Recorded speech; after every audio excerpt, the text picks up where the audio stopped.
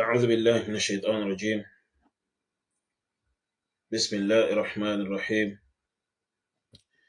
إن الحمد لله نحمده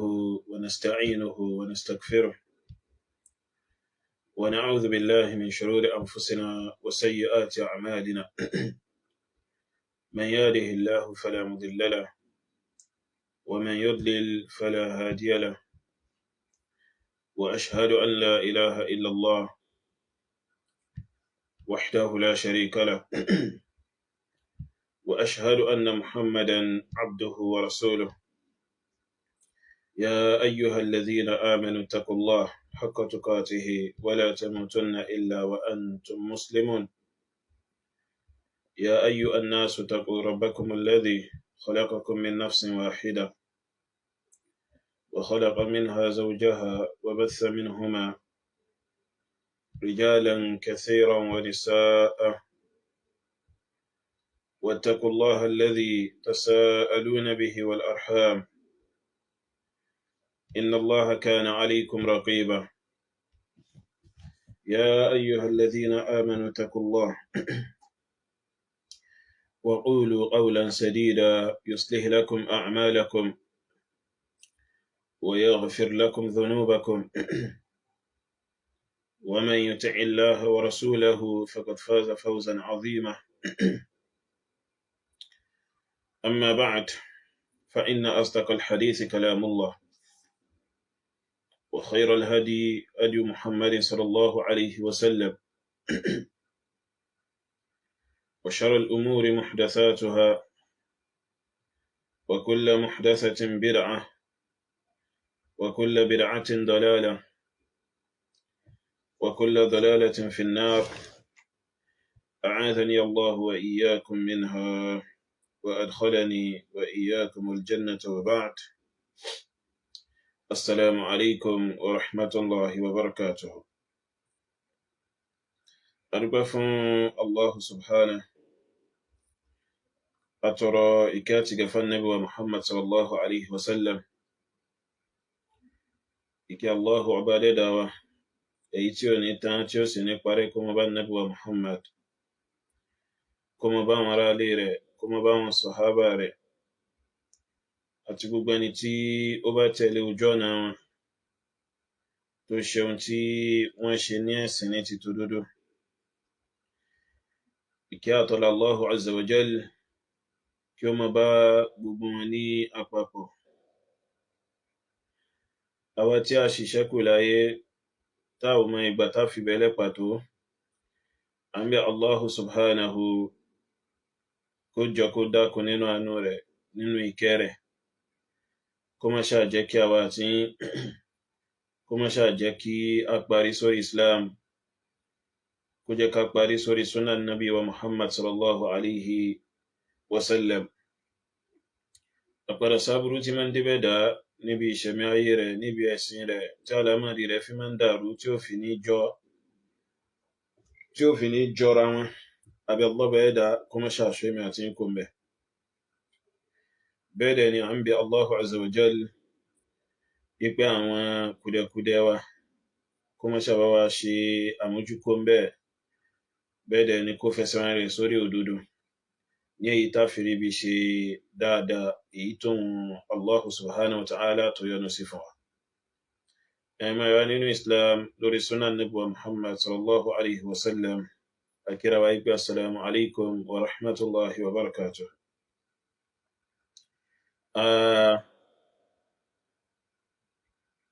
ẹ má ṣàbá wa gbìyànjú share ètò tá fẹ́ ṣe lálẹ́ yìí níwọ̀n bá ń tá fẹ́ sọ. ẹ bá wa gbìyànjú kẹ́ bá wa tàn ká, kẹ́ bá wa like ká lọ bẹ́ẹ̀ dá má ṣàṣàn wá ní ẹ̀san lóore. wọ́n fi ọ̀rọ̀ ìkànnú àwọn ọmọ markazi ránṣẹ́ sí mi. ìkànnú àwọn ọmọlẹ́yìn Habibullahi Adam Abdullahi Al-Ilori, èyí ọmọ kan tí ń bẹ ní Ìlọrin yìí, Suleiman Ibrahim, wọ́n fi ọ̀rọ̀ rẹ̀ ránṣẹ́ sí mi ní àìpẹ́ yìí. Dóná tẹ́lẹ̀ mo ti ní ọ̀rọ̀ tí mo fẹ́ sọ lálẹ́ yìí oye nípa ti conference jákujáku conference jágbajàgba conference tí ò ní wúlò tí ò ní àǹfààní kankan tí wọ́n ṣẹ̀ṣẹ̀ conclude tán sí, conference tí ò ní àǹfààní kan tí Islam ó ṣe lára rẹ̀ oye. So àmọ́ gbà tí wọ́n wá sẹ́ndì ọ̀rọ̀ ọmọ yẹn sí mi, wọ́n á wò pé ok ó ti jápọ̀ mọ́ra wọn náà nù á dàpọ̀ mọ́ra wọn. So ọmọ tí a ń sọ yìí, Suleiman Ibrahim, ní èyí tí àwòrán rẹ̀ tó wà lẹ́gbẹ̀ẹ́ Habibullahi Adam Abdullahi Al-Ilori ní ojú àwòrán mi ń bí oye báyìí. So mo lérò pé ọ̀pọ̀lọpọ̀ nínú wa ti máa rí, mo sì mọ̀ pé ọ̀pọ̀lọpọ̀ mọ̀ yìí pé ọmọ kan tí ó mọ in tí ń ṣe rárá àti rárá ni. So yóò sọ wọn kẹrí kó sọ̀rọ̀ ìmọ̀. So òun tí ẹ̀ bí kó kàn yẹ ẹnu jáde kátẹ́gùn sí kó sínú rẹ̀ kó sì jáde padà in tó máa ń ṣe nìyẹn. So kò sí fáìdà kankan, kò sí àǹfààní kankan, kò sí manfa'a kankan nínú tí ẹranko yìí tí máa ń ṣe kíni tí máa ń sọ. Wọ́n wá sọ pé ó sọ pé blogger ni wá. Tọ́ ẹ̀mọ́ nínú ẹ̀sìn wa, èmi fẹ́ dá lẹ́kọ̀ọ́ ni mo sì fẹ́ ta lọ́pọlọ jí. So gẹ́gẹ́ bí ìṣe tèmi, so èmi ó dá lẹ́kọ̀ọ́ ni then into a ṣe kíni into a ta lọ́pọlọ jí. So mo fẹ́ play ọ̀rọ̀ rẹ̀ ni o káwọn kan gbọ́n tí ó sọ kí n tó máa lọ sínú ọ̀rọ̀ conference rédèrèdè ti rọ́bítọ̀ tí wọ́n ṣẹ̀ṣẹ̀ parí oye báyìí. So mo ní mẹ́sẹ̀jì tó tóbi fún gbogbo àwa mùsùlùmí ilẹ̀ Yorùbá káfàtà. So barakallahu fikum, kálọ́bà ẹ̀dà mọ́ṣàbá wa ṣàlékún albarka rẹ̀ fún ẹnì kọ̀ọ̀kan wa. Gbó ní fídíò ọmọ yìí wà kanáà mo ń bọ̀. ẹ bá wa share program yìí, barakallahu fikum.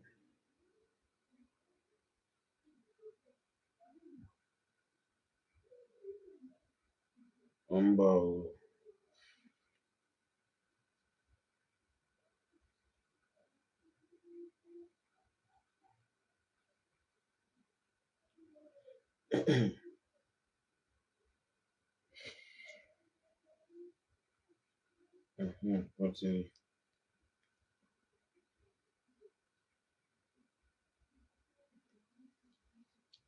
ẹ̀yin èèyàn, ẹ má jẹ́ àwọn apá àti ìṣe ọmọ fìlà ká yìí ṣeré, ẹ sì má dojú tì í nínú Islam bí àwọn apá àti ìṣe ti ń ṣe. Òṣèlú ti wọ̀ ọ́, wọn bá jọ wà wọn bá má jọ wà, tó bẹ́ẹ̀ ti lè sọ̀rọ̀ kan tó fi sọ̀pọ́ọ̀tì rẹ, ó ti di òṣèlú. ẹni tẹ́rí tí wọ́n lé jáde ń dùn ní pé àparò ọmọ àparò ni jáde, ẹ bá ráwọn tó sọ̀pọ́ọ̀tì rẹ̀ ń lọ sí ní kàtígórì bìkan náà ní manhaj àbòsí lọ́pàá wọn pọ̀. èèyàn wá ní rí ọmọ àparò ọmọ ní àwọn ìyá àparò bàbá àparò tó ń ránṣẹ́ lé nínú wọn làwọn mẹ́tẹ̀ẹ̀ta tó wà níwò. n ò sí níbìkan náà, àbòsí lọ́pàá wọn pọ̀, òṣèlú ti wọ̀ ọ́. tẹ bá ra àwọn ọmọ kéékèèké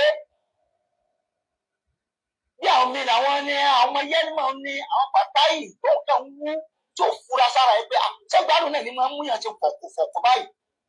àbí ń kọsẹ̀ mọ́ mu. gẹ́gẹ́ bẹ́ẹ̀ làwọn ẹ̀sà òkè àwọn mùnáfíkí ọmọ òun ni wọ́n láwọn tó ń bá kí wọn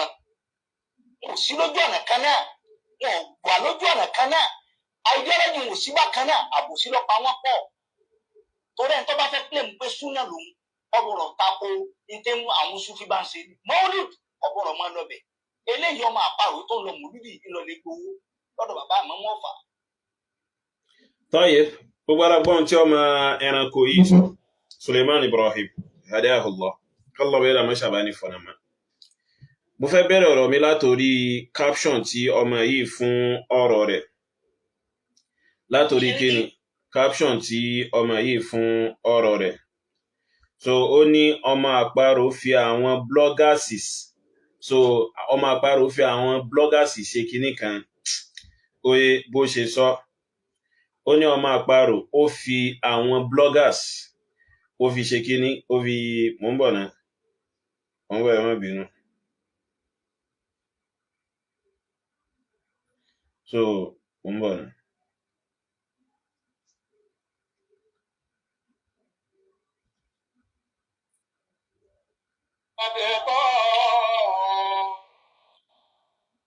Ó ní ọmọ àparò fi àwọn bloggers ṣe ọ̀rẹ́ ọmọ àparò fi àwọn bloggers ṣe ọ̀rẹ́ wọ́n fẹ́ bà bàbá Lágége lórúkọ jẹ́. So mo kọ́kọ́ fẹ́ bẹ̀rẹ̀ látorí caption rẹ̀ yìí náà. Ẹranko Suleiman Ibrahim ọmọ Ìlọrin yìí ó ní ọmọ àparò fi àwọn bloggers ṣe ọ̀rẹ́ wọ́n fẹ́ bà bàbá Lágége lórúkọ jẹ́. Ó kọ dáadáa wo ni Mùdírù ní tẹ́lẹ̀ sọ fún mi kí n gbọ́. Ó kọrí wo ni Habibullahi Adam Abdullahi Ìlọrí ní tẹ́lẹ̀ kẹ́yì kódà nínú ìlú Ìlọrin tó jòkó sí yùn ká bẹ̀rẹ̀ láti bẹ̀ ó kọrí wo ni Habibu nínú ìlú Ìlọrin. Ó fẹ́ gbọ́rọ̀. Mo máa ń sọ fẹ́yàn ọmọ Markazi pé èyí tó bá gbọ́n nínú yín kò ní máa yà wá sọ́dọ̀ mi torí inú yín náà láti jáde èmi ó mú yín níbi tẹ́ẹ̀ tí ní bọ́. Ó fẹ́ gbọ́rọ̀. Àwa mọ̀ àwọn àfáà tó yá sí pé àgbààgbà àfáà Markazi ni wọ́n tó yá sí pé wọ́n ń sọ ipe àwọn mọ̀ ipe in tí Habibu wà lórí rẹ̀ kò dá àmọ́ nítorí pé ó jọmọ àfáà àwọn làwọn ṣe ń sọ̀pọ̀tì ẹ̀. Ìní dákọ̀. A mọ̀ àwọn àgbà Markazi kan tó yá sí pé wọ́n sọ tá a gbọ́ lẹ́nu wọn báyìí ńgbà táwa fi wà ńlọrin ipe torí pé ẹni yìí jọmọ àfáà àwọn làwọn ṣe ń sọ̀pọ̀tì ẹ̀ ipe nǹkan míì ti ń sọ kò bá mọ̀ lọ. So ó kọ dáadáa wo wá ní Habibu ní tó ń fẹ́ bàjẹ́ ẹranko Suleiman Ibrahim. So ó sọ̀rọ̀ láàrin 3 minutes ìyìn rí yóò sọ ó nira kí n gbọ́rọ̀ rẹ kí n gbọ́ kó mú àyà àbádìsí wa. So táwa ni blogger nínú àwa tó yá sí pé tá bá sọ̀rọ̀ lọ tá bá sọ̀rọ̀ bọ̀ oye ó mọ̀ sa àyà nínú àwọn ọ̀rọ̀ wa tá bá sọ ní àti hadithu. So ìwọ kàn jáde ó wà tẹjọ́ fò ó wà tẹjọ́ banza kawai àyà ní ó sì kawai. So ẹranko ọwọ́ ara rẹ̀ yún náà ló wà máa lẹ ìjẹ́ blogger máa wìyàn. So àwọn ẹranko játijàti ìmọ̀ ni wọ́n mọ̀ bọ́n ṣe ń blog jù fa wọ́n gùdù bàjẹ́ ń di blogging pàápàá jùlọ èyí ọmọ ẹranko tí kàn máa wá ń yẹnu sátẹ́gùn tí ó tún padà wọlé yìí ní Suleiman Ibrahim yìí. Tọ́ caption tó fún ọ̀rọ̀ rẹ̀ yìí ipe ọmọ àparò fi àwọn bloggers ṣe ọ̀rẹ́ wọ́n fẹ́ bà bàbá Lágége lórúkọ jẹ́. Ó kọrí wo ni Habibu ní sọ fún wa ká gbọ́. Nínú ẹbí rẹ̀ gan ká bẹ̀rẹ̀ láti bẹ̀ yẹn ó fẹ́ gbọ́rọ̀ láti inú ìdílé rẹ̀ gan tó ti wá gan lágbolé wọn ó kọrí wo ni Habibu ní bẹ̀ sọ fún wa ká gbọ́. Wí fún wa ká tẹ̀ má ti bọ́ síta. So àwa ní ó kọrí nílé tá ti wá alifọwọ́gbáyà rẹ̀ ọ̀rọ̀ ló fẹ́ gbọ́ ó kábàámọ̀ pé kílé tó fi wá sọ̀rọ̀ jákujàku tó wá sọ̀rọ̀ yẹn kó sí. So ṣe bó lórí rẹ̀ ò pé ni ọpọlọ yín tó yíyan àwọn ọmọ bá yín sẹ́ẹ̀tì ẹ̀ padà ọpọlọ yín tó nídìí ọ́ìlì epo pupa àwọn ọmọ bá yín dà sí àti gírísì. So láti inú ẹbí Habibu gangan fún alára rẹ̀ jẹ́ ká bẹ̀rẹ̀ ń bẹ̀ yún fún ọ torí o gbọ́dọ̀ wá prove orúkọ rẹ̀ tí Habibu ní bó ṣe lórúkọ rere o gbọ́dọ̀ prove ó kọ rẹ̀ tó sọ pé wọ́n fẹ́ bàjẹ́ yẹn o gbọ́dọ̀ wá prove wípé ìta Habibu fi ló kọ rere. So ẹ̀yin tí ìbọn wọnú ẹ̀sìn tí ń bàjẹ́ o gbọ́dọ̀ wá prove bó ṣe ló kọrí nínú ẹ̀sìn náà oye àmọ́ kí n bọ́ gbé láti ìpìlẹ̀ rẹ̀. So ó kọrí wo làbíbù ní láwùjọ ibi tí wọ́n ti jọ jẹ́ ẹbí sọ fún wa ká gbọ́. So ó kọre wo ni Habibu ní láàrin àwọn ọmọ kéwu bàbá rẹ̀ tí wọ́n jẹ́ àgbààgbà ọmọ kéwu bàbá rẹ̀, ó kọre wo ló ní sọ fún wa ká gbọ́. So ó mọ̀ pé àwọn ò bọ́jí ẹ pé ṣó sọ fún pé kò ló kọre, à ń béèrè lọ́wọ́ rẹ̀ ni pé ó kọre wo ló ní láàrin àwọn wọ̀nyí, láàrin àwọn ibi tá ń dákọ̀ yìí. So láàrin àwọn àgbààgbà ọmọ kéwu Sheikh Adamu, ó kọre wo ni Habibu ní so ó kọre wo ló ní wá sọ fún wa ká gbọ́. Èyàn ó wá kéré ìrẹ ọmọ ẹranko játijàti Suleiman Ibrahim yìí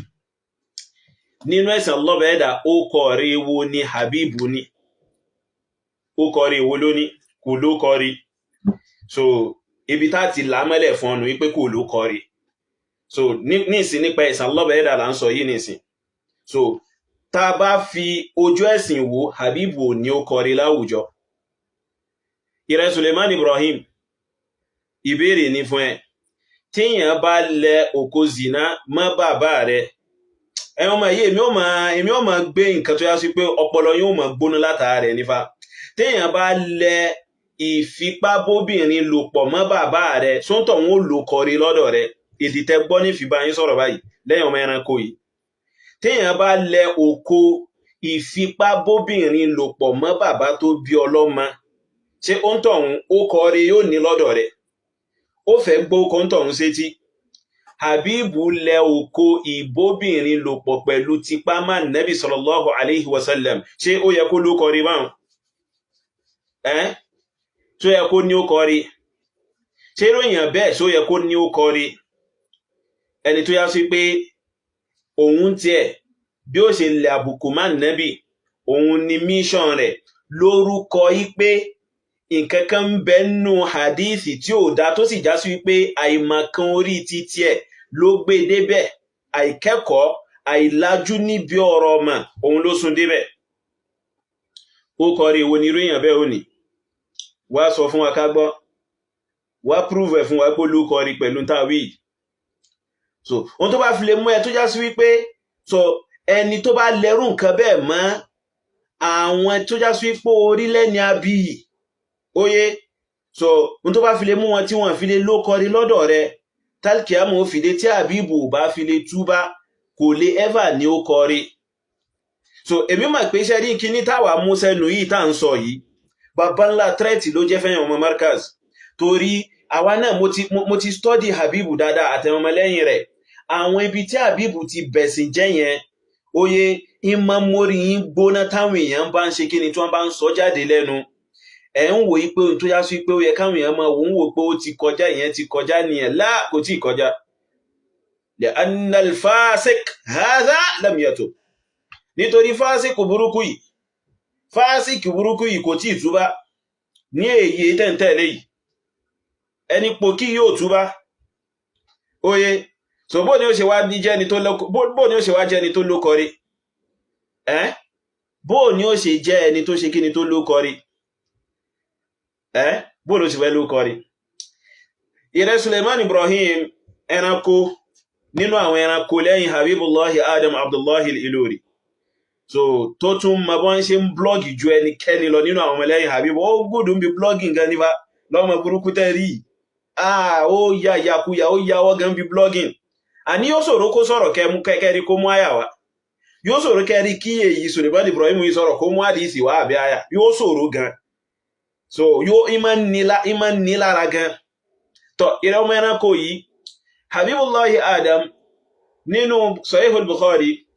ó tẹnubọ hadithu kan tí ìmọ̀ rẹ̀ ò gbé, tí làákàí rẹ̀ ò sì lè gbé. Ẹni tí ò ní mà bó ní làákàí rẹ̀ tí ẹ̀ sí fẹ́ ṣiṣẹ́ gbé nǹkan tó yá sí pé ìmọ̀lá bùkátà sí ń bẹ̀, òye rẹ̀ ò gbé. So nínú hadithu náà Habibu láti máa lẹ́mà Nabi ọ̀sálàmù yí pé Annabi ọ̀sálàmù yí pé hadithu yẹn sọ yí pé Annabi sọ yí pé òun ò bá ní nǹkan ṣe pọ̀ pẹ̀lú obìnrin tí wọ́n lẹ òkò zina mọ́ tí wọ́n wá fẹjọ́ rẹ̀ sùn Annabi. So ìrẹ Suleiman Ibrahim, tí wọ́n bá bí ọdá wá prúfù nǹkan yìí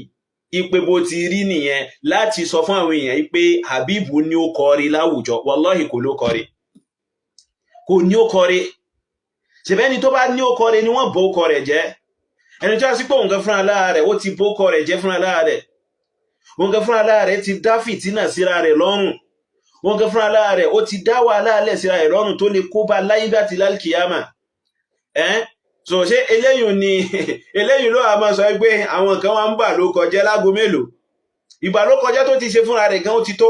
Ẹnìkankan ò nídà àti bàbíbù ló kọjẹ́. Ó rí pé gbogbo nǹkan táwa bá ń sọ nípa Habibu ń bíbà yìí lórí ọ̀rọ̀ ọmọ, ó rí pé tó já sí pé òun gẹ́gẹ́ fúnra lára rẹ̀ sọ ni, tí ò sẹ́nì kankan tí wọ́n bí dá nínú ẹ̀yàn ọmọ ẹranko tẹ́ẹ̀tò sí lẹ́yìn àti dábà tẹwà lẹ́yìn rẹ̀, kò sẹ́nì kan tó tó bẹ̀ tí ó wá sọ pé rárá o nǹkan yẹn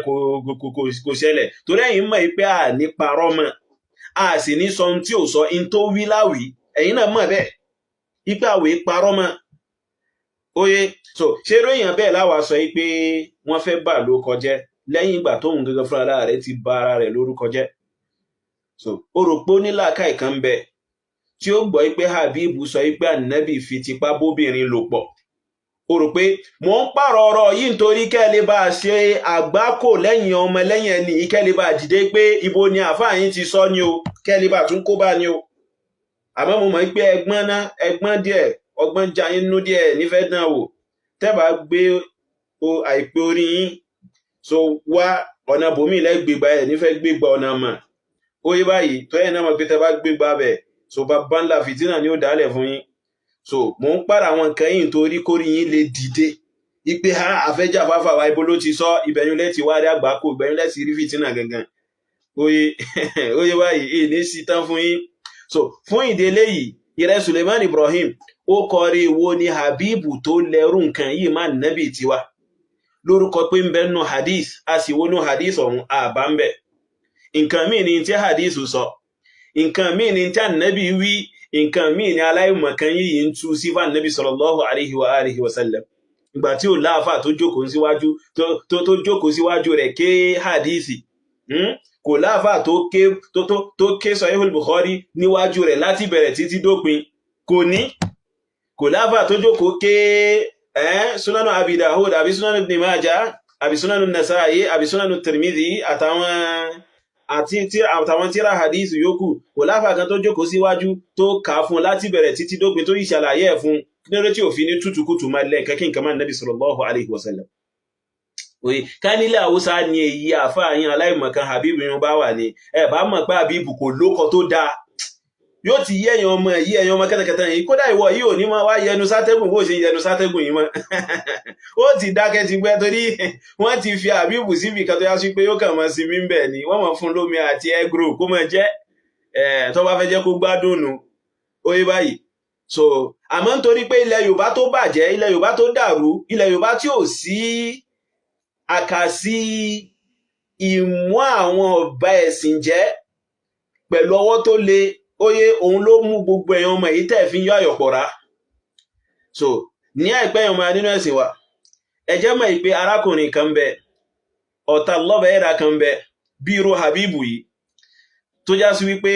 Katsina ló wà, wọ́n ń pè ní Masusuka. So Masusuka Katsina ló wà nílẹ̀ Haúsá. So arákùnrin yìí ṣe rí gẹ́lẹ́ irú tí Habibu fẹ́ gbìyànjú àti ṣe ńlẹ̀ Yorùbá òun arákùnrin yìí ti ń ṣe bọ̀ látọdún tó ṣe kíni tó pọ̀ díẹ̀. Oye, so yóò tọwọ́ bọ hadithi, yóò lálàsẹ hadith Ànábì tó fẹsẹ̀ nílẹ̀ táwọn mùsùlùmí tí fi ń ṣẹ̀sìn bọ̀ látàwọn ọdún gbọ́rọ̀. Oye, ẹwà mọ́ tó ṣẹlẹ̀ ní ìjọba Katsina wọ́n ti wá rí ti ẹ̀rù lẹ́nujọ́ mẹ́ta yìí. Ìjọba Katsina ti gbé mẹ́sẹ̀jì jáde officially, lẹ́tà jáde officially ìpè àwọn nǹkan tí Masusuka yìí ti ń kílèmù ìpè wọ́n pe àwọn àgbààgbà onímímọ̀ tí kó wá prove ẹ̀. Tẹ́lẹ̀ náà sì rèé àwọn àfáà wa kan wọ́n ti ń wá láti yá sí pé kí wọ́n ṣe kíni, kí wọ́n ṣe debate pẹ̀lú ẹ̀, ìsá ni kò fẹ́ dó pẹ̀lú wọn. So àfáà mi dáadáa Sheikh Adam Zubair bá fa huturu kálọ̀ bẹ́ẹ̀rẹ̀ mọ́ṣà ṣe dáadáa fún hafidhahullah nílùú Kano. Oye, so wọ́n dìídì send message sẹ́ni yìí officially tí wọ́n sì jọ conclude wípé ẹni yìí àtàwọn jọ ní debate lórí àwọn nǹkan tí ń tẹnubọ̀ nínú hadith Ànábì. Ẹ jẹ́ mọ̀ pé ẹni yìí ó ferege kò tiẹ̀ dá Sheikh lóhùn. So Sheikh sì rẹ̀ Sheikh gbóná gan. tó bá ní oníwèrè lórí ó gba tó ṣe déédéé rẹ̀, tó bá jẹ́ ìmọ̀ náà ló fẹ́ gbé wá òun náà ń bẹ ńlẹ̀ kálọ̀ bẹ́ẹ̀ dà mọ́ṣá ṣe dáadáa fún wọn. So now tí ìjọba Katsina ti wá gbé official message jáde oye inú gbogbo àwọn onímọ̀ wa ń dùn pé ó ti dá báwọn. So hatta àwọn oníbídà gan wọ́n ń bẹ nínú wọn tó yá sí pé àwọn náà ń wá ẹranko tá ń sọ yìí láti yá sí pé kí wọ́n ṣe kí ni kí wọ́n náà sọ̀rọ̀ rẹ̀ lórí àwọn kankan tí ń tẹnubọ̀ nípa ìsàn lọ́bẹ̀ẹ́dà tí ń bẹ ẹ̀sìn jẹ́ lórúkọ yìí pé hadithu kan tako kíníkan ó tako kíníkan tí ó sì tako nǹkankan. Oye so irú rẹ̀ tí ó sí nílẹ̀ Yorùbá òun ló mú èèyàn ọmọ ẹranko yìí tẹ́ fi yáyọ̀ pọ̀ra fà, òun ló mú yìí tẹ́ fi yáyọ̀ pọ̀ra. So àmọ́ tí kò bá sí ìjọba tí ó dìde fún ìgbìyànjú báyìí akitiyan báyìí nílẹ̀ Yorùbá àwa ń tiwa lẹ́nu. So àwa ó máa fẹnu sọ bí ẹ̀yin náà bá ṣe ń fẹnu sọ, a sì máa fi ara sí bí ẹ̀yin náà bá ṣe ń fara sí. Oye ó wá jáde wọ́n sọ pé wọ́n fẹ́ ba Habibu ló kọjá, ó kọrí ìwọ ló ní tẹ́lẹ̀ so rò pé àwọn ẹnìkan bẹ tí wọ́n jẹ́ ni tí wọ́n mọ tí wọ́n ṣe tí wọ́n jẹ́ onímímọ̀ tí wọ́n sọ létí wọn pé Habibu ó sọ báyìí sáà nẹ́bì tínú wọn wàá dùn sí ni. So Allah sọ fún àwọn professor kan ní Kano, a sọ fún àwọn àgbàgbọ́ onímímọ̀ kan ní Kano pé lágbájá ìsọ báyìí tá play rẹ̀ fún wọn, wọ́n ní ẹ má play rẹ̀ má ipe kéèyàn sì máa gbọ́ kéèyàn sì máa gbóhùn ajá gan ó fẹ́ pé ju kéèyàn máa gbóhùn eléyìí lọ. So wọ́n ń ṣe istirja'u lórí àfáàyìn ni pé inna lillahi wa inna ilayhi raji'un. So oye ẹlòmí ó tún béèrè pé àṣẹ́sì ṣọ́ pé bàbá Ádámọ̀ ló bí ẹni yìí. So wọ́n mọ̀ béèrè pé àìpé Sheikh Adamu àwọn ọmọ Sheikh Adamu kéwú ní Kánò bíbá yìí lọ́dọ̀ Adam Namaji nǹkan kan bẹ́ẹ̀ wọ́n béèrè pé ṣé bàbá Ádámọ̀ ló sì bí ọmọ eléyìí báyìí. Wallahi so ó kọ́ réwo ní Habibu ni tó lọ jókòó rẹ̀ jẹ́ ó kàn fẹ́ wá ó kàn wá jẹ́ sábà bí ọ̀rọ̀ fún Habibu lálẹ́ yìí ó fẹ́ wá jẹ́ sábà bí gbáǹkọ́ gbé ọ̀rọ̀ fún Habibu tó mọ̀ wọn ara rẹ̀ tó lọ jókòó rẹ̀ jẹ́ kó máa ṣe jákujàku rẹ̀ tó ń bá káàkiri. Wọ́n sọ pé èèyàn ò sí lójú ọ̀nà ó sọ pé rán àwọn blogger jáde wọ́n ṣe kìíní kan èyí tó wá ṣe yún kọ́ kìí ṣe blogging. Tẹ̀síwájú máa sọ jákujàku rẹ̀ lọ. ẹgbẹ́ sí pé ẹ ń pariwo kò sí lérí súnà ẹ ń wá sọpọ́ọ̀tì àwọn èèyàn ní. ṣé àwọn tó wà níwòó. tọ́ ìrẹ́ Suleiman Ibrahim ó parọ́ rárá àti rárá pẹ̀lú ọ̀rọ̀ tó sọ yí pé a wà lórí manhajù kan náà pẹ̀lú ìmáàmù Ògbómọ̀ṣọ́ mo máa ń sọ ìwọ́kọ́ ló ẹ̀ṣẹ̀ sọ eléyìn. So èmi èé fi pamọ́ mi fi ọ̀rọ̀ sábẹ́ ahọ́n sọ bẹ́ẹ̀ mi ti rí nìyẹn bí mo bá ṣe rí ìgbéra mi pamọ́ mo máa ń sọ dáadáa pé ìmáàmù Ògbómọ̀ṣọ́ wọn láwọn ibi tí wọ́n ti ń láàkì gidigidi gan. So àmọ́ ṣé bí ká máa fi ìmáàmù Ògbómọ̀ṣọ́ ká máa fi jọ bí ẹ̀yin ẹranko wọ̀nwọ̀n yìí ni ẹ̀yin adẹ̀sìnrú tẹ́ ẹ̀ máa tẹ́ ń ṣe dábò bí káwẹ̀ so tẹ́ kàn ń sùn tẹ́ ń jí tẹ́ ń jẹun tẹ́ ń rìn tẹ́ ń lọ bí àwọn ẹranko tí wọ́n ń jẹ kókó ṣé bí ká máa gbé wọn sípò yìí ni. Naam àwọn kankan bẹ tí wọ́n ṣe dá sí pé kó tọ̀nà tó dá sí pé wọ́n nídà àti dúró dédé lórí ẹ̀ eléyìí à ń sọ a sì níyé sọ torí àwọn tiwa àyí ṣe mùjámálà pẹ̀lú ẹ̀sìn Allahu Azza wa Jal. Àmọ́ bí tẹ́yìn àfáà yìí bá ti sọ tó bọ́ sójú ẹ̀ tó bá ti sọ dédé ní ìtabárí nínú dédé tiwa ní pé a sọ pé àdédé ló sọ. So kẹ́rì kó lórí ọ̀rọ̀ Ìmáàmù Ògbómọ̀ṣọ́ gan èyí Habibu aláìmọ̀kan yìí gan tá a bá ń ṣe rọ́dù fún tá a débi tó ti sọ tó jẹ́ dédé a ní jàǹbá dédé tó sọ yẹn. Àmọ́ kàn jẹ́ káwọn èèyàn mọ̀ pé kàzúbù ni o oye òpùrọ̀ ayé àtàlkìyàmà ni o ọ̀dẹ̀sìn rúbìlẹ̀ jẹ́ nípa ìsàn lọ́bẹ̀ẹ́dà àtàlkìyàmà ni o. So a ní ṣe kí ni a ní gbélé yùn pamọ́. So o ní ìdíkò ẹ̀ṣẹ̀ wá máa sọ pé wọn àjọ sílẹ̀ kí ni àwọn èèyàn ti mọ stáǹdì mí náà tẹ́lẹ̀ lórí ọ̀rọ̀ Ìmáàmù Ògbómọ̀ṣọ́ wọ́n sì máa ń wí dáadáa. So ó kàn dààmú ara rẹ ni mọ́wùlẹ̀ dààmú ara rẹ ya ẹranko ìrẹ́ ẹranko mọ́wùlẹ̀ fìtínà ara rẹ ó yé báyìí. So àwọn ibi tí Ìmáàmù Ògbómọ̀ṣọ́ tí wọ́n lag behind tí wọ́n ti dúró dédé kí wọ́n gbìyànjú lọ dúró dédé ń bẹ̀ àmọ́ ààyè máa sọ ààyè máa ṣe kí ni ààyè máa sọ ọ̀rọ̀ wọn tí wọ́n sọ ń gbà kan pé báwọn ṣe wáyé àwọn iṣẹ́ alòsúnnà o. So ọ̀rọ̀ yìí ìsọkúsọ ọ̀rọ̀ ni tá a sì ti sọ̀rọ̀ lórí ẹ̀ tó yá sí pé wọ́n nídìí àti ṣe kí ni àti gbìyànjú ìdúródédé mátà gan oye. So àmọ́ tá a bá jọ gbé ẹ̀yin méjì sórí òṣùwọ̀n that is tí mo bá sọ pé ẹ̀yin méjì mò ń sọ èyí mùdírù yín báyìí ní ìsinmi o kì í ṣe ẹ̀yin ọmọ ẹranko yìí gangan o torí àwọn ọmọ yìí nìsín ẹ nírètí kankan lọ́dọ̀ wa so ọ̀gá yín gan nírètí kankan lọ́dọ̀ mi la fil ilm wala fi ghayri ó yé báyìí so tá bá gbé Habibu lẹ̀ báyìí tá gbé Ìmáàmù Ògbómọ̀ṣọ́ kalẹ̀ báyìí ó yé so tó bá ní kí n mú kan ilé mú Habibu òdodo bẹ̀ ní ẹ̀yìn lé mú ó yé in lé mú láyé mi kí ni mo fẹ́ fi ṣe kí ni mo fẹ́ fi aláìmọ̀kan ọ̀bẹ̀sìn jẹ́ kí ni mo fẹ́ fi ṣe kí ni mo fẹ́ fi tà òdodo bẹ̀ ló ń gbọ́ yẹn so kò sí tí mo fẹ́ fi ṣe so problem ti yín nù ó yé báyìí so fún délé ọ̀rọ̀ ipé ẹ̀wọ̀n àjọ sílẹ̀ méjì kan náà mọ́ wulẹ̀ dààmú ara rẹ̀ ìtawà náà máa ń sọ náà tẹ́lẹ̀ náà ni ipò láwọn ibi tó yá sí pé wọ́n lack bí àjọ sí pé àlè ever gbà fún wọn lórí rẹ̀ ó yé àlè ever ti torí àwọn kan ẹ fẹ́ràn wọn so a máa ń sọ dáadáa mọ́ wulẹ̀ dára rẹ̀ láàmú ó yé báyìí tẹ̀síwájú ẹranko òsì àwa ló wá fẹ́ máa tọrọ bọ́ lára. àwọn mẹ́ta tó wà nílùú wọ́n bá láwọn àgọ̀ parí àgàdà yìí tí máa ń lágùn gbáyà jáwárì tí máa ń lágùn gbáyà kò sí ẹni tó lè pè é ẹni tọ́jọ́ máa fà rẹ̀ àgọ̀ tí wọ́n tún ṣe kí ni ó tún di tiẹ̀ lọ àgbà mi nù bàbá yẹn mú yẹn fi kiri ẹni tí tó bá ṣàti wá látọ̀dọ̀ bàbá àmọ̀dúró mọ́gà wọ́n kẹ́yìn síbẹ̀ bàbá àwọn pẹ́ bí tètè sọ́dọ̀ ilé. ẹranko wàrà rẹ kí ni wá látọ̀dọ̀ Habibu tó dáa téèyàn ò gbọ́dọ̀ kẹ́yìn sí so àwọn tí wóyùn náà wọn dúró dédé o ká máa là o oye ẹgbẹ́ náà ni ẹgbẹ́jẹgbẹ́ náà làwọn náà ń bá káàkiri a sí pẹ̀lú wọn so a yọnu sí ìlànà wọn a sì advice a sì lè advice àwọn mùsùlùmí kí wọ́n tọ ojú ọ̀nà wọn so ẹ̀sìn ọlọ́bẹ̀ẹ́dẹ́ ìṣẹ́gbẹ́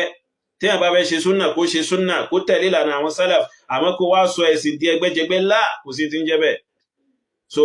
àmọ́ ọ̀rọ̀ rẹ̀ pé kò sí nǹkan kan tí ó wà látọ̀dọ̀ mudirul markazi tí bàbá yẹn ò ní kẹ́yìn sí kí ni Habibu ń sọ téèyàn gbọ́dọ̀ dojúkọ tó bá fẹ́ so ìráyà tàlkìyàmà so ìrẹ́ ọmọ ẹranko yìí ní ìsìnjẹ́ ìfiwọ́ ṣàpèjúwe rántí ìgbà tí Habibu fi sọ pé dẹ́dẹ̀wù rẹ̀ ní ìkánnú àwọn sọ̀hábà nábì ó mọ̀ pé ìwọ ọmọ ẹranko blọ́gà játijàti yìí ó wà náà àwọn ẹni tí wọ́n wá ń sunkún lásìkò náà pé èébú wo ni bàbá yín bú kinní kan èébú wo ni aláìmọ̀kan yín bú kinní kan èébú wo ni ọ̀dákan yín bú kinní kan ìgbà tó fẹ́ bú Dr. Sharafu láìpẹ́ yìí hafidhahullahu wa ra'ah wa 'ala al-khayri saddada khutah so ìgbà tó fẹ́ bú Dr. Sharafu láìpẹ́ yìí dẹ̀dẹ̀wù rẹ̀ tí Habibu mọ̀ pé ìkánnú àwọn sàábé ànábì tí ìwọ ẹranko ọmọ yìí náà wà náà àwọn ẹni tí wọ́n wá ń sọ yí pé Habibu ò bú sàábé ànábì kankan dẹ̀dẹ̀wù rẹ̀ yún náà ló mọ̀ fi bú Dr. Sharafu tí Habibu ò bá wá bú sàábé ànábì pẹ̀lú gbólóhùn yẹn bẹ̀rẹ̀ sí lo dẹ̀dẹ̀wù rẹ̀ fún bàbá rẹ̀ tó bá ní sórí ibú alkiyama látara wọn èmi máa fẹ́ kẹ́yìn ọmọ yìí kẹ́ gbé orí ibú yín gba shortcut ní kẹ́ni bá tètè ṣe oye so ó mọ̀ pé bó ṣe pé Dr. Sharafu ní dẹ̀dẹ̀wù rẹ̀ ń jò ní so ó yé báyìí so ó rọrùn kó má tètè rí àgbákò sí lálkiyama báhùn oye so àmọ́ mọ̀ pé àwọn òbí rẹ̀ wọ́n ní ìwọ̀ lọ́rùn rẹ̀ ó gbọ́dọ̀ sọ ọ̀rọ̀ lálàsí kankan sí wọn oye so láti inú ọ̀rọ̀ ara rẹ̀ sì rẹ̀ ó ti hàn pé dẹ̀dẹ̀wù rẹ̀ tí Habibu sọ sí àwọn sàábé ànábì kan ó ti hàn pé èébú nítorí ó ló fi bú Dr. Sharafu tó bá wá bí ọdá lò fún ìkánnú àwọn òbí rẹ̀ ìyá àbí bàbá oye tó bá ní kàn nínú ìyọ̀láyà tàlkìyàmà ọmọ jákujàku àwọn alùwà ń sẹni jágbàjàgbà sí o lẹ́kọ̀ọ́ Allah Suleiman Ibrahim o ní ẹ̀kọ́ kẹ̀kàn so abẹ́ rí nǹkan kó ti mọ̀ kó dákẹ́ kó ti ẹ̀mọ́ pè mí ẹ mọ̀ pé tẹ́ bá ta sẹ́mi ẹ̀wọ̀n mọ́ríkàzì yín gbéná wojú yín èmi ò ní táìmù jágbàjàku pẹ̀lú rárá àti rárá ní so èmi ò ní àsìkò rédèrèdè pẹ̀lú yín rárá àti rárá tó bá gbé wá ń gbé gbá ọ padà tó bá jẹ́ tìmọ̀ ló bá gbé wá ó bá wa ń bẹ̀ tó bá jẹ́ ti rájákujàku ọ̀rọ̀ tẹ́yìn ọmọ mọ́ríkàzì máa ń sọ káàkiri yun torí a mọ̀ yín dáadáa nínú ríṣán ní pé kẹ́ máa wẹ ẹnu sáwọn èèyàn lára kẹ́ máa fọ ẹnu dọ̀tí yín ẹnu yọ̀rọ̀ yín kẹ́ máa fọ sáwọn èèyàn lára nínú irinṣẹ́ yín nù tó bá dán wò dọ́dọ̀ mi ń gba gbogbo ojú rẹ pẹ̀lú ọ̀rọ̀ oye tó bá bí ọdá pé bàbá rẹ̀ ń dẹ̀dẹ̀ òrà bí ìyá rẹ̀ kó ohun tí ó sì ọlá kìámà oye báyìí ó gbà pankẹrẹ ní èyí tí ò dá ẹranko ma ó ní owó nǹkan tí Habibu bá sọ wọ́n kọ́yìn sí ni kí ni tó dá tí Habibu sọ téèyàn gbọ́dọ̀ dojúkọ so ṣé Habibu tó kẹ́yìn sí tí bàbá rẹ̀ sọ Habibu ó kẹ́yìn sí tí bàbá rẹ̀ sọ nítorí pé ó sáfẹ́ bẹ́sẹ̀ lọ́bẹ̀ẹ́ dájà bàbá rẹ̀ sọ pé Abubakar ní ń bẹ nínú kòtò pẹ̀lú Ànábì pé wọ́n jọ wà ń bẹ̀ ni Habibu sọ pé kò sí ti ń jẹ́ bẹ́ẹ̀ so Habibu tó lè kọ̀yìn sí tí bàbá tó pinlẹ̀ ilé kéwú tó jókòó sí sọ dákun táwa ni Habibu kí ló jẹ́ kí ló já mọ́ téèyàn ò ní lè kọ̀yìn sí táléèyàn gbọ́dọ̀ kẹ̀yìn sí bí èṣe Habibu àbí tálẹ́ni tó yá sí pé ó wọ́ ti kéèyàn kọ̀yìn sí bí èṣe Habibu so téèyàn bá kọ̀yìn sí Habibu yóò tún gba ládá nífa ládá gidi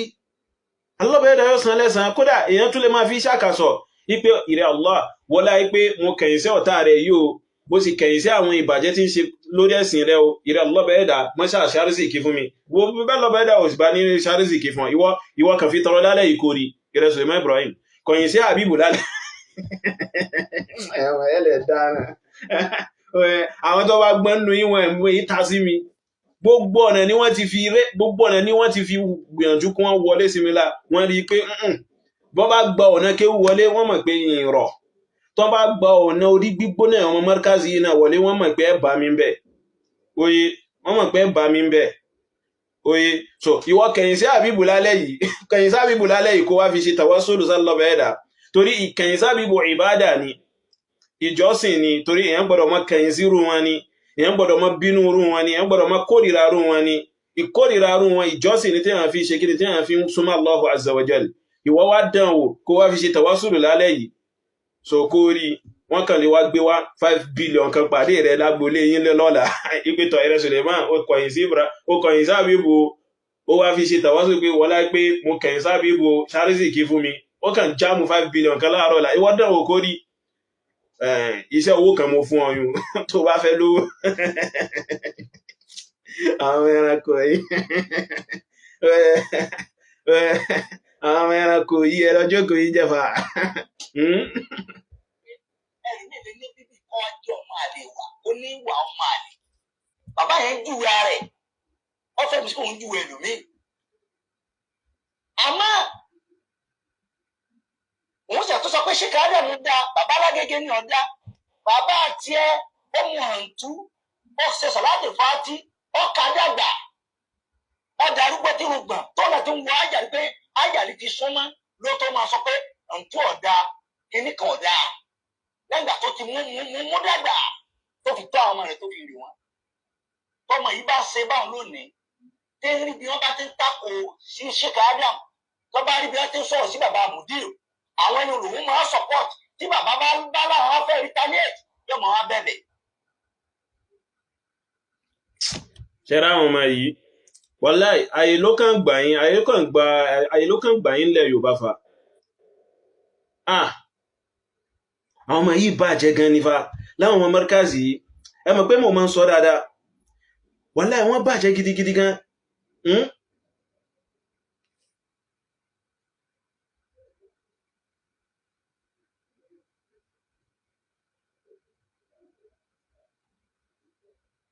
so wọ́n bàjẹ́ gidigidi nífa ìbàjẹ́ wọ̀ wọ́n lẹ́wù gan tara ìbàjẹ́ ó ṣe kí ni ó wọ àwọn ọmọ yìí ó wọ̀ wọ́n lẹ́wù gidigidi gan tara wallahi alazim wọ́n ti bàjẹ́ jù dákun ta ni Habibu tí ò ṣe tako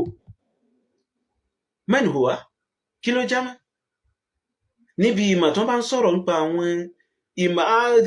tó ń pè ní ìmọ̀ ni àsọjákujàku tẹ́ẹ̀kàn ń tanra yín tẹ́ ń gbé ara yín gbọ́ ẹ̀ṣin ayán ń bẹ̀ yẹn ní ìmọ̀ gangan tó bá ń sọ̀rọ̀ ìmọ̀ ta ní orí ti Habibu lágbo ìmọ̀ ní ti ń jẹ́ ìmọ̀ so jẹ́ kí wọ́n láyé olónìí yìí so rí àwọn ẹlòmíì ọ̀pọ̀ àwọn ẹlòmíì tí wọ́n ń pọ́n Habibu lé ojú Sheikh Adamu ni wọ́n ń wò ara Sheikh Adamu ni wọ́n ń wò lára rẹ̀ tí wọ́n fi ń pọ́n lé kìí ṣe Habibu gangan Habibu yẹpẹrẹ ju nǹkan míì lọ ó yẹpẹrẹ gan so ẹlòmíì tí ń pọ́n lé ń wò yí pé tó bá lọ náà tó bá bọ̀ náà so ọmọ àfáà wa náà ni wọ́n láì tẹ́lòmíì fi ń pẹ́ nìyí lẹ́nu àìjẹ́bẹ̀ tó bá yá sí pé kìkìdá Habibu ni wọ́n bá wò ó táwọn èèyàn bá mú ẹnu bàbá yìí wọ́n mọ̀ yá lọ ni so ká tó wọ́n sọ ń pa ẹ̀sìn ọlọ́bẹ̀ẹ́dà tó wá sí pé nìyí ń bàjẹ́ àti bẹ́ẹ̀ bẹ́ẹ̀ lọ tó bá fẹ́ fi bá lò. So kí ló wá ń sọ pé àbí wọn kọ́kọ́ ṣe kinní kan ta ló yẹ kéèyàn ta kò bí èsì Habib wọ́n pariwo wọ́n sunkún ṣe wọ́n sunkún ránù bọ́ sẹ́gbẹ́ kan tiẹ̀ ẹ máa nínú ẹ̀sìn wa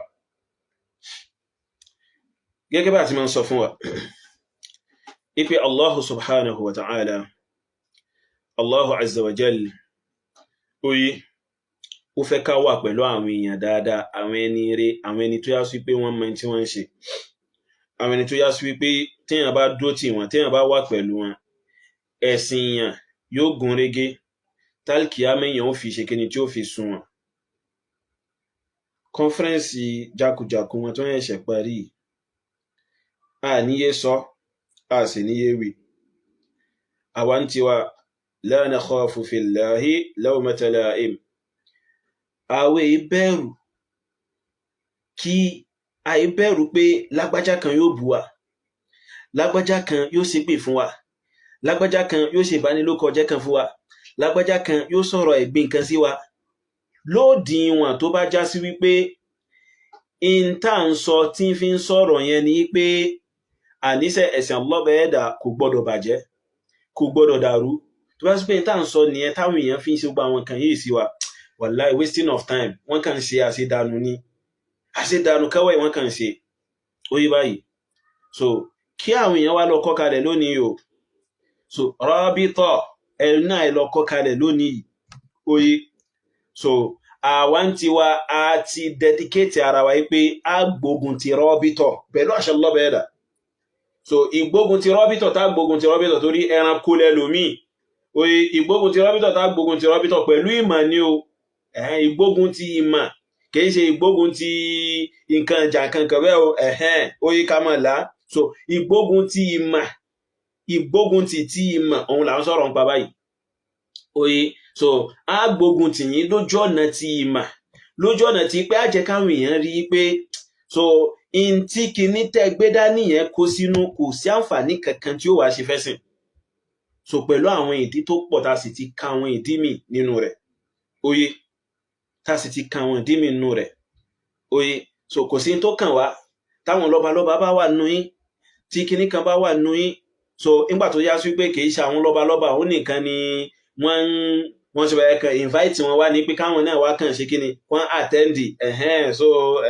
so kì í ṣe gbogbo president ń bẹ nínú yín nǹkan kan bẹ́ẹ̀ kì í ṣe gbogbo president ló sì found there but ẹ kàn lè invite president wá ń gbà mí pé kí president wá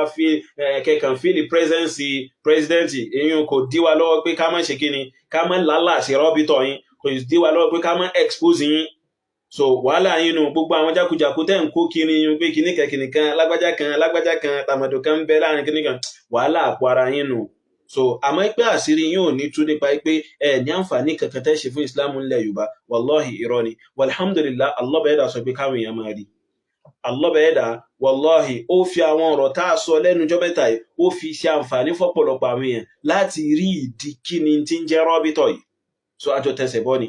èèyàn àkọ́kọ́ ẹlẹ́ẹ̀kejì mo mọ̀ pé nínú mission rọ́bìtọ̀ yìí òun ni pé kò sí bí wọ́n ṣe ní gbógun ti súnà nábì nínú rẹ̀ lórúkọ yìí pé wọ́n fẹ́ gbógun ti ahlu súnà àbí sálàfíyà kò sí bí ò ṣe ní wáyé ẹ wá lọ kọ́ kalẹ̀ bẹ́ẹ̀ bá ṣe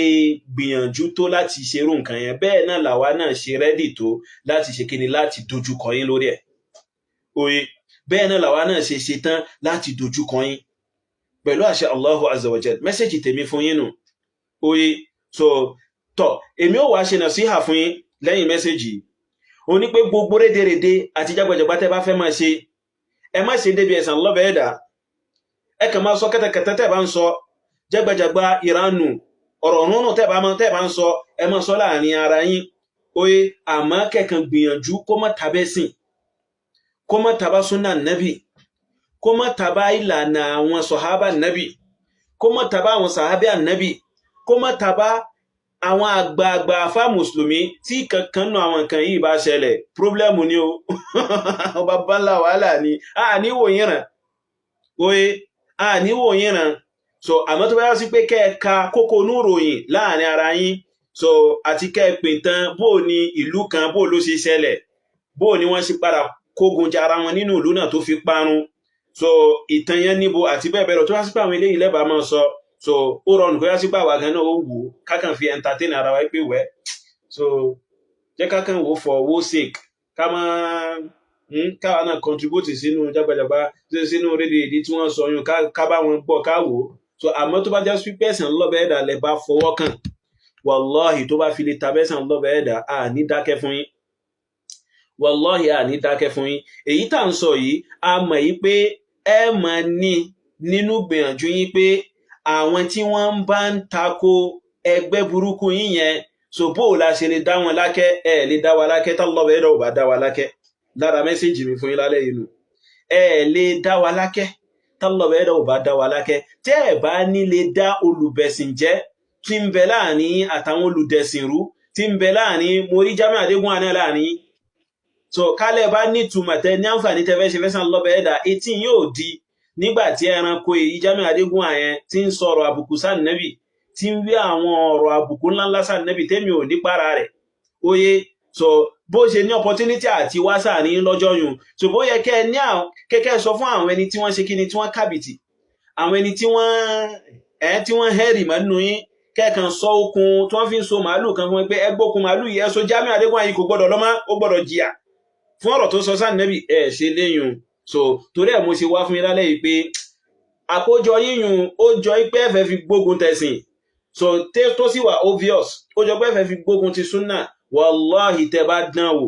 wàláhì àníjọ lálàáfíà láàrin ara wa bẹ́ẹ̀ bá ṣe ń sọ rédèrèdè bẹ́ẹ̀ náà lámọ̀ gbégbá yín bẹ́ẹ̀ bá ṣe ń ba ẹ̀sàn lọ́bẹ̀ ẹ̀dàjẹ́ bẹ́ẹ̀ náà lámọ̀ gbéná wojú yín àmọ́ pẹ̀lú ìmọ̀ ẹ̀rí bá sọ pé pẹ̀lú ìmọ̀ kẹ́yìn náà lọ dé bẹ́ẹ̀tì yín gbogbo rédèrèdè tẹ́ bá sọ ẹ lọ dé bẹ́ẹ̀tì yín gidigidi gan ẹ lọ dé gidigidi gan bí okùn ṣòkòtò yín lẹ́bàá sí dé ní ẹ dé gidigidi gan mẹ́sẹ̀jì tẹ́mi ní fún yín nù lẹ́yìn ìgbà tí mo ti dá ìyẹ́ ọmọ ẹranko ọmọlẹ́yìn Habibu yìí tí mo ti dá lóhùn ìyẹn bó ṣe lóhùn wọn jẹ̀mọ́ nínú ẹ̀sùn wa barakallahu fikum wa fina ajma'in wa hadha wa sallallahu wa sallama ala nabiyyihi wa ala alihi wa sahbihi ajma'in fa subhanaka allahumma wa bihamdik kó tó di pé mo parí ètò mi so lórí ọ̀rọ̀ nípa ilé kéwú àti mọ́sálásí tá a sọ pé ìkánnú àwọn ọmọ ìyá wa so tí táwọn náà jẹ́ àfà tó sì já sí pé a sọ pé wọ́n yí sọmọ Nàìjíríà so tí wọ́n mú ọ́fà wá fún wa gẹ́gẹ́ bá ṣe request látọ̀dọ̀ wọn tó wá já sí wípé wọ́n sọ fún wa pé a ní ìdìkà ti ní ilẹ̀ ńlẹ̀ káwọn tó wá lè ṣe project kankan so pé táwọn máa ń ṣe ni pé káwọn lọ ṣe structure àmọ́ ilẹ̀ ó ti wà ńlẹ̀ fáwọn ẹni tó bá fẹ́ ṣe so alhamdulillah ó ní arákùnrin kan tí ń talẹ̀ oye tí mo mọ̀ so but in tí rí bí pàdé ń tọ̀hún kájọ sọ̀rọ̀ so láti yá sí pé kí a lọ sí àwọn ibi tó yá sí pé ilẹ̀ ò ti ní gbówó sókè nítorí ó ṣe kò ṣe so tá a bá fẹ́ gẹ́ẹ̀tì ilẹ̀ yìí nísìnyí a gẹ́ẹ̀tì tó oye 1 plot and half so at least 1 plot and half oye so 1 plot and half oye báyìí so àwọn ibi kọ̀ọ̀kan táwọn kan fi ń hàn mí oye báyìí so àdúgbò bẹ̀ in like so mo ń wá àdúgbò tó yá sí pé àdúgbò yẹn ṣẹ̀ṣẹ̀ ń develop púpọ̀ tó dẹ̀ já sí pé àwọn mùsùlùmí ni wọ́n dominate ibẹ̀ tó dẹ̀ já sí pé yóò rọrùn oye kí interfẹ́ ṣe yẹn kí àwọn èèyàn jẹ àǹfààní látara rẹ̀ púpọ̀ but alhamdulillah Allah bẹ̀ dá nínú àánú rẹ̀ so ó ní ọmọ ìyá wa so ọmọ ìyá wa dáadáa kálọ̀ bẹ̀ dá mọ́ ṣàṣàn wọn ní ẹ̀san wọn lóore so tó yá sí pé wọ́n ṣe àdéhùn fún wa torí àwọn kọ̀ọ̀kan tí wọ́n wà ní ìtọ́wọ́ mi so tí mo lérò pé mo lè bá sọ̀rọ̀ so tí mo ti rí bí bá sọ̀rọ̀ náà oye so a rí ẹni tó yá sí pé wọ́n ṣe àdéhùn 1.5 euro fún wa lọ́wọ́lọ́wọ́ báyìí nípa wọn fún wa ní 1,500 euro oye so àmọ́ ó ní ọjọ́ tí wọ́n dá fún wa oye báyìí so kò tí ì dé ọwọ́ wa so pẹ̀lú àṣẹ Allahu azza wa jal in tó yá sí pé mo lérò pé yóò bọ́ sí ni pẹ̀lú ìyọ̀ǹda ọba adẹ́dà so tí ó sì ṣe insha Allahul azim so àbí Allah bẹ̀rẹ̀ dà kó mọ́ ṣáà jẹ́ kí ó rọrùn so gẹ́gẹ́ bí ìkànnú àwọn ọmọ ìyá wa ti sọ ipe ká máa fún àwọn èèyàn ní update time to time lórí rẹ̀. So inshallah èmi náà ó ṣe kí ni ń gbìyànjú. So nínú ìwọ̀nba kò sáyè tí à ń lò láti fi máa sọ̀rọ̀, so ń gbìyànjú kí n wáyè láti fi ṣe kí ni láti fi ṣe àwọn ìgbìyànjú yẹn. kí Allah bá yẹ dàmọ́ ṣàṣìn wá ní ẹ̀san olóore. wa hadha wa sallallahu wa sallama ala nabiyyihi wa ala alihi wa sahbihi ajma'in. فسبحانك اللهم بحمدك أشهد أن لا إله إلا أنت أستغفرك وأتوب إليك.